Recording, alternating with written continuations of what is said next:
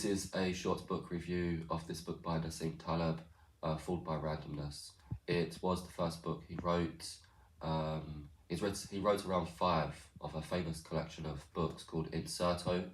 The Black Swan was the second book that he wrote, probably his most famous book, but this was written before. Covers many of the same topics and many of the same themes. The book primarily is about how randomness in the world plays a much larger role than people give it credit for. He focuses on financial markets because of his background as an options trader, but much of what he talks about can be applied to many other areas as well. So what he is saying in the book is that if you take football, for example, we recently had the Euros. Spain won the tournament. I think they were 8-1 prior to a ball being kicked. At the time, I think France and England were more or less the two favourites, roughly similar odds. I think it was something 3-1, 4-1. Germany, the host nation, I think at the time were kind of 6-1, but Spain were, I think, the 5th team, the 5th favourites to win the tournament, which they ended up doing. But if you think about a football match, I stopped watching football many years ago, and one of the reasons for that is really don't like the commentary and the halftime analysis, because of course during the halftime talk and after the match, the pundits they always focus on the quality of the team, the hard work, the manager's team talk, the strategy, when actually it's randomness which plays a huge role in determining the outcome, which is why it's so difficult to predict football matches accurately, and why there are so many bookies on the high streets. They're all doing very well because a single game of football is a very difficult thing to predict. Of course, it's not always difficult to predict, in that if you have an excellent team, for example, if it's the FA Cup third round and Arsenal, get Aldershot, for example, then you can predict with a high probability that Arsenal are going to win that match. But there's perhaps a 5 or 6 probability, 5 or 6% chance that a penalty will be awarded. The sunlights will unfortunately be in the Arsenal goalkeeper's eyes. Some random event, a player might pull a muscle and be unable to run, and Aldershot in this case, they take the ball and go on to score. The pitch might not be in very good condition, the ball might bounce or might get stuck because there's mud on the pitch, and that means that a team which has very low probability of winning the match will go on and win it. So it's very difficult to predict, even games that have, on the face of it, very one-sided outcome. There's always chaos and there's always indeterminates, which makes it so difficult to predict. Going back to the Euros, for example, in the England and Holland match, Holland were 1-0 up. Harry Kane, I think around 10 minutes later, was awarded a penalty. But that decision was 50-50, could have went one way or the other. In my opinion, it wasn't a penalty, because the Holland defender, I think that he has to try to block the ball, so he put his foot forward to block the ball. Harry Kane still got the shot away. If he would have scored, would it still have been a penalty? If he happened to put the ball in the back of the net, would the referee say, no, that goal doesn't stand, we're going to have a penalty? I also think in that particular case that if England were 1 up and that event occurred, perhaps the referee wouldn't have gone to the VAR. He would have just said no penalty, because in awarding the penalty, with England being 1 up, and then subsequently the game going 2-0 up, that makes it much more difficult for Holland to make a comeback. And so if England were 1 up and were awarded the penalty, he would have increased dramatically the probability of England going on to win that match. So I think the fact that Holland were 1-0 up had some role in a decision which could have went one way or the other. The English pundits on TV, they didn't think it was a penalty when they first saw it, and even after watching the VAR. So that gives you some indication of how subjective and down to interpretation and mood and perception and of all of these things, you know. And in the end, that decision to award the penalty made a huge difference to the outcome of the match, because it went to 1-1, and England later on went on to win the match. So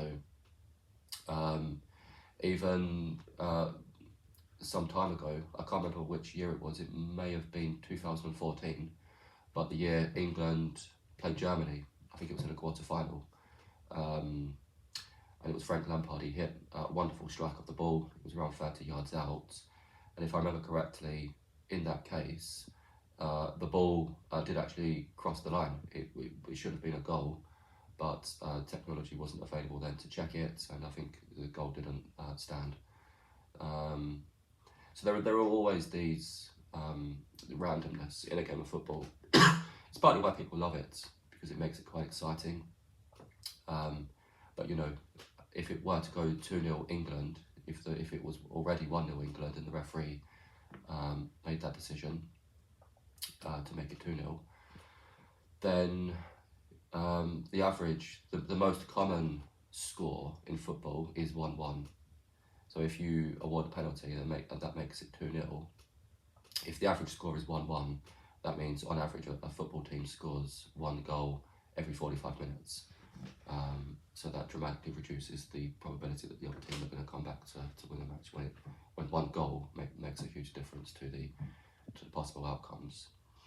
So I've used the example of football in this video because I think it's easy to relate to,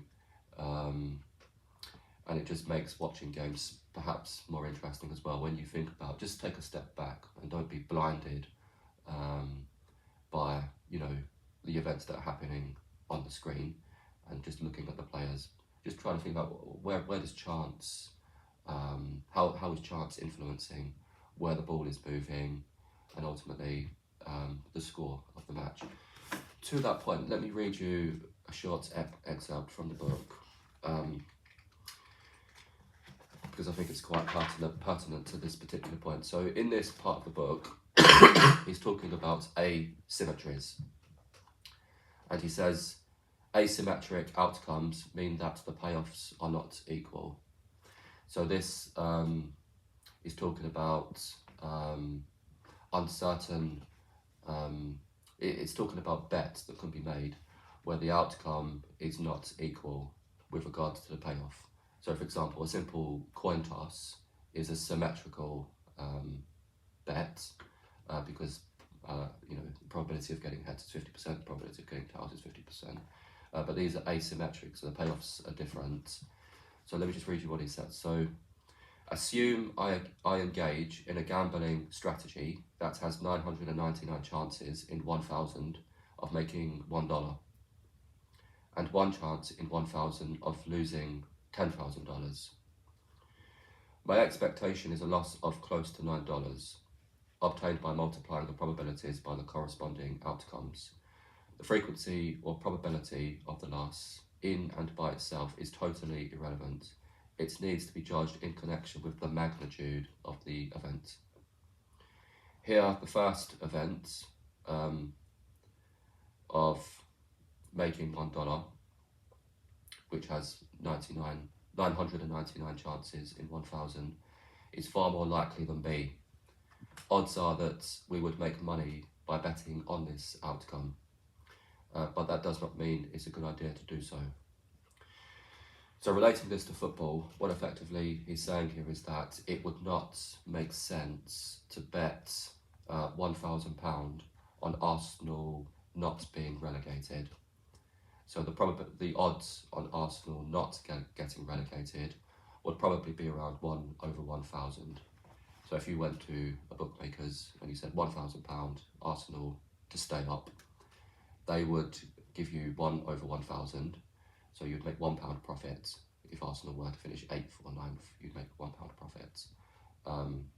he's saying that this kind of bet does not make sense, even though it's very likely, the probability is very high that Arsenal will stay up next year. But it's not a good bet, because in the very unlikely scenario that Arsenal get relegated, you're going to lose £1,000. And he's saying that this kind of asymmetry is a mistake often made by traders who don't look at the magnitude of the improbable events occurring, and hence why so many traders go bankrupt and go out of business. They do well for 5 or 6 or 7 years, and then that one black swan event, highly unlikely, completely wipes them out of the game. To this point, so he carries on, this point is rather common and simple. It is understood by anyone making a simple bet, in this case the Arsenal example. Yet I had to struggle all my life with people in the financial markets who do not seem to internalise it. I'm not talking of novices, I'm talking about people with advanced degrees who cannot come to grips with the difference.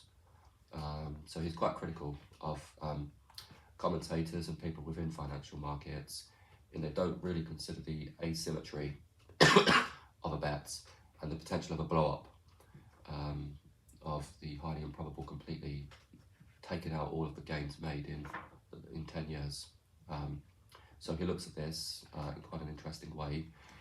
He also talks about survivor bias, in that if you were to take 1,000 people and get them to choose heads or tails, after 10 coin tosses, you would be left with a handful of people. And it would be tempting to attribute them remaining after 10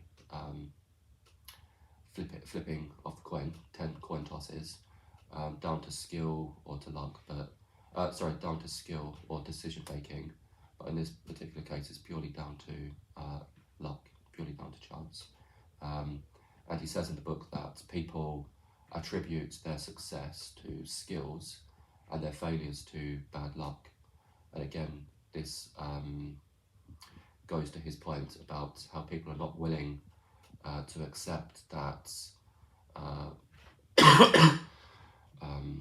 randomness is everywhere, but people retrospectively find patterns where they don't necessarily exist and don't consider the other possible outcomes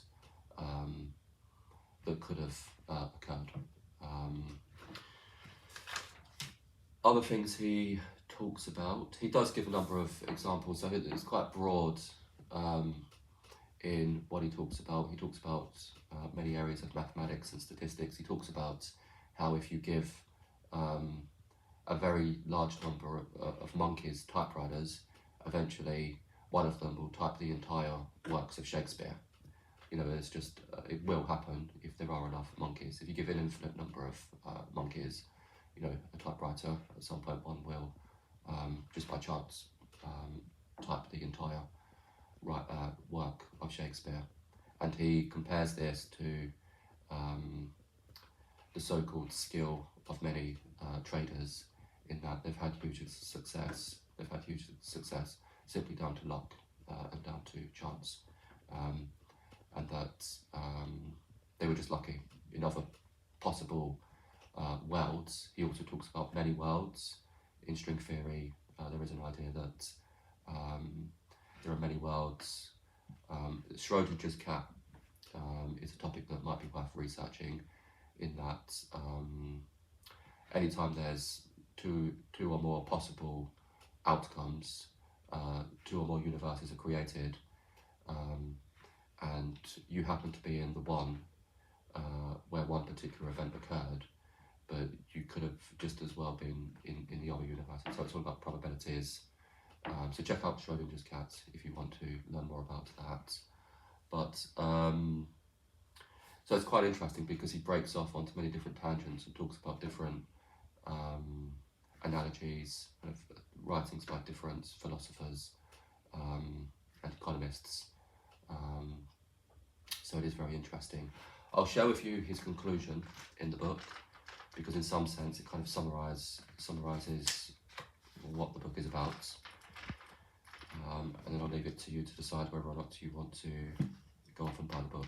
But the final conclusion he writes is this: it took me an entire lifetime to find out what my generator is. By generator, he means axiomatic framework or a way of seeing the world. So it took me an entire lifetime to find out what my generator is. It is. We favour the visible, the embedded, the personal, the narrated, and the tangible. We scorn the abstract. Everything good, aesthetics, ethics, and wrong with us seems to flow from it. So again, he is talking about the way we see the world is not the way the world actually is, and our perceptions skew reality. So it's quite an interesting final conclusion. My own personal recommendation would be to read The Black Swan, because in reading this book, I feel like most of the same content is covered in The Black Swan with more detail and at greater depth. But this is a good book in and of itself. But if you are going to read Nassim Taleb, I'd recommend reading this one first and then The Black Swan, because you don't really feel like you're learning anything new after reading The Black Swan, because a lot of what he's talking about is in the second book. So a very good book. Feel free to check it out. Thank you.